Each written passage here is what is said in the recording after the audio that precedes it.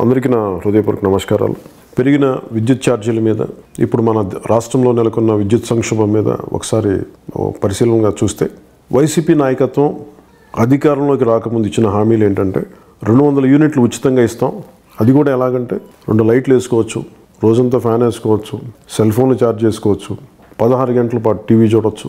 ఇవన్నీ వాడినా కానీ 150 యూనిట్లకు మించి ఖర్చు అవుతుంది. అందుకని అదనంగా ఇంకో 50 యూనిట్లు కూడా మేము అధికారంలోకి రాగానే ఇస్తామని వైసీపీ నాయకత్వం ప్రామిస్ చేసిన తర్వాత ఈరోజు అధికారంలోకి వచ్చి అదే అల్పాదాయ వర్గాలకి వారి వాడకం పైన 57% రేట్లు పెంచారు. దీన్ని ఒకసారి చూస్తే వైసీపీ మాటలకు అర్థాలు వేరులేనే దాన్ని ఇంకోసారి ప్రూవ్ అవుతూ ఉంది. కుడి చేత్తో ఇచ్చి ఎడం చేత్తో లాగేసుకుంటా ఉన్నారు. చాలా ప్రస్ఫుటంగా ఈ విషయంలో కూడా స్పష్టమవుతూ ఉంది. అసలు ఆంధ్రప్రదేశ్ విద్యుత్ ఉత్పత్తి గురించి మనం ఒకసారి ఆలోచిస్తే రాష్ట్ర విభజన సమయానికే ఆంధ్రప్రదేశ్ విద్యుత్ ఉత్పత్తి సర్ప్లస్లో ఉండేది, మిగులు విద్యుత్ ఉండేది.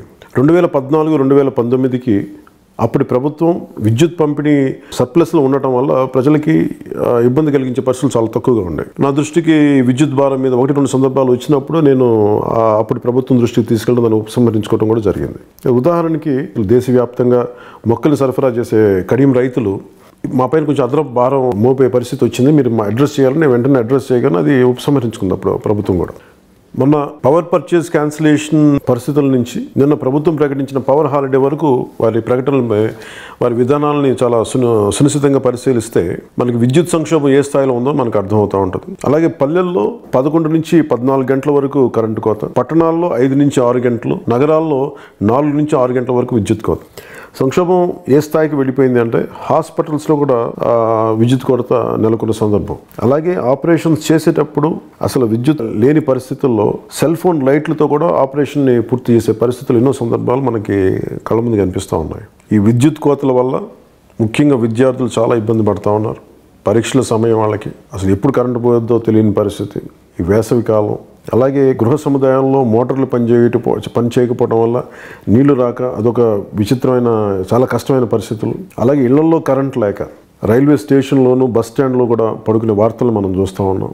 ఇప్పుడు ఈ సంక్షోభం నిన్న ప్రకటనతో ఏ స్థాయికి వచ్చింది అంటే వైసీపీ ప్రభుత్వం వచ్చినప్పటి నుంచి కొత్త పరిశ్రమలు లేవు, ఉద్యోగాలు లేవు, ప్రామిస్ చేసిన జాబ్ క్యాలెండర్ ఇవ్వలేదు, పరిశ్రమలు రానివ్వలేదు, అప్పులు చేసేసారు. వీటితో పాటు అదనంగా 36 లక్షల మంది మధ్య తరహా పరిశ్రమలు కానీ పెద్ద తరహా పరిశ్రమలు కానీ ఉన్న పరిశ్రమల్లో కూడా ఈ పవర్ హాలిడే ప్రకటించడం వల్ల అంటే వారానికి 1 రోజు సెలవు తీసుకున్న పరిశ్రమలకు మీరు 2 రోజులు సెలవు తీసుకోండి, అలాగే మీకు నిర్దేశించిన విద్యుత్లో కూడా 50% వరకే మీరు వాడాలి అని చెప్పి ఈ రోజున 3 షిఫ్టులతో పనిచేసే పరిశ్రమలు కూడా ఈ రోజున 1 షిఫ్టు లేదంటే 1.5 షిఫ్ట్కి వచ్చే పరిస్థితికి వచ్చేసింది. దీనివల్ల ఏ పరిస్థితికి వెళ్ళిపోయింది, 36 లక్షల మంది కార్మికులు ఈ రోజున వారి ఆదాయానికి పూర్తిగా గండిపడే పరిస్థితికి వచ్చేసింది. ఒకవైపు అప్పులు తెచ్చి పారిశ్రామికవేత్తలు ఈ నడుపుతూ ఉంటే ఒకవైపు రోజువారీ పెరిగిపోతున్న ధరలు, పెట్రోల్ ధరలు, వీటన్నిటి మధ్యలో ప్రజానీకం నలిగిపోతున్న టైంలో మీరు ఈ రోజు నీకు పరిశ్రమ నడపకూడదు, కనీసం 1 షిఫ్ట్కి మించి నడపకూడదనే పరిస్థితులు వచ్చినప్పుడు దీనికి మూల కారణం వైసీపీ లోపభూయిష్టమైన పాలసీ విధానం. ఇది తెలివితేటలు లేకో కాదు, ఇవన్నీ కావాలని ఈ సంక్షోభానికి మూల కారకులు కావాలని తెచ్చిపెట్టింది వైసీపీ ప్రభుత్వం. గత ప్రభుత్వంలో ఉన్న పాలసీని సరిచేయాలి తప్ప మీరు క్యాన్సిల్ చేసేస్తే ఉత్పన్నమయ్యే పరిస్థితులు ఇలా.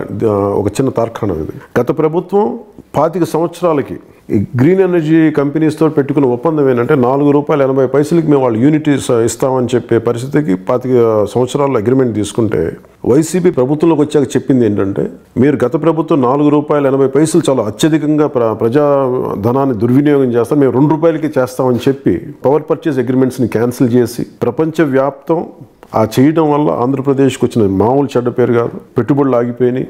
జపనీస్ అంబాసిడర్ తిట్టిన వైనం మనకు తెలుసు.